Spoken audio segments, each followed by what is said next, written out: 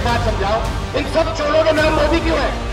ललित मोदी, नीरव मोदी, नरेंद्र मोदी। राहुल गांधी ने मोदी सरनेम को लेकर जो सियासी हमला बोला था, उसका हिसाब भले ही कोर्ट से हो चुका हो, लेकिन भाजपा अब इसका सियासी हिसाब चुकता करने की तैयारी में जुट गई है। दरअसल मोदी सरनेम वाले मुद्दे पर भाजपा ने ओबीसी कार्ड चल दिया है और इसकी शुरुआत की है खुद पार्टी के राष्ट्रीय अध्यक्ष जेपी नड्डा ने। नड्डा ने ट्वीट किया, राहुल गांधी का अहंकार बहुत बड़ा और समझ बहुत छोटी है।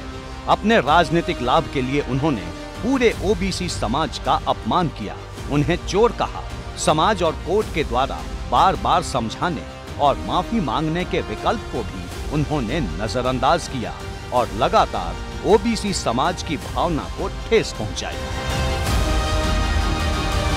जेपी नड्डा ने अपने ट्वीट में ये भी कहा कि कोर्ट ने राहुल को ओबीसी समाज के प्रति आपत्तिजनक बयान के लिए सजा सुनाई है और राहुल लगातार ओबीसी समाज की भावनाओं को आहत कर रहे हैं। नड्डा ने ये भी कहा कि पूरा ओबीसी समाज राहुल से इस अपमान का बदला लेगा। ओबीसी समाज जो आज चट्टान की तरह प्रधानमंत्री नरेंद्र मोदी जी के नेतृत्व के साथ देश की एससी एसटी वंचित वर्ग जो प्रधानमंत्री नरेंद्र मोदी जी के साथ खड़े हुए हैं, ऐसे समाज से प्रधानमंत्री आते हैं, इसलिए उस समाज को, जाति को, गरीबी को ताच्छल्य करना, नीचा दिखाना, यह सब सीरीज ऑफ स्टेटमेंट की प्रमाण है। भाजपा ने राहुल के बयान को ओबीसी विरोधी बताया तो जवाब में कांग्रेस के नेता भी मैदान में उतर आए। जयराम रमेश ने ट्वीट किया, जेपी नड्डा हमेशा की तरह तथ्यों को तोड़ मरोड़ कर पेश कर रहे हैं। वे ऐसा करके नीरव मोदी और ललित मोदी का बचाव कर रहे हैं। इस सच को सामने आना ही था और अब आ गया है। आपकी ईमानदारी के लिए धन्यवाद नड्डा जी।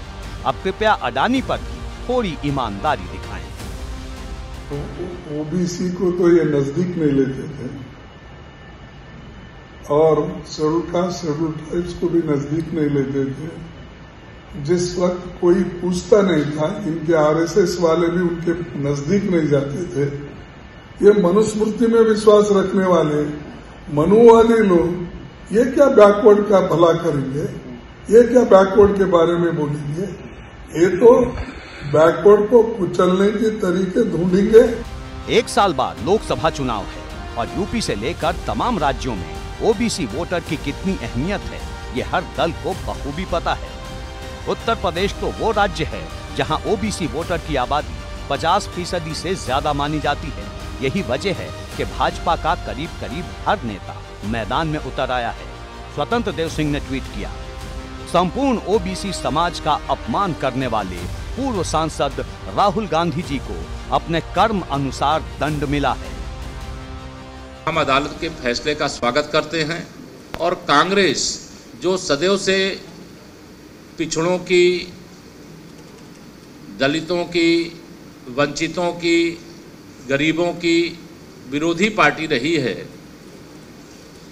उसने एक बार नहीं अनेक बार माननीय प्रधानमंत्री श्री नरेंद्र मोदी जी का अपमान करने का काम किया।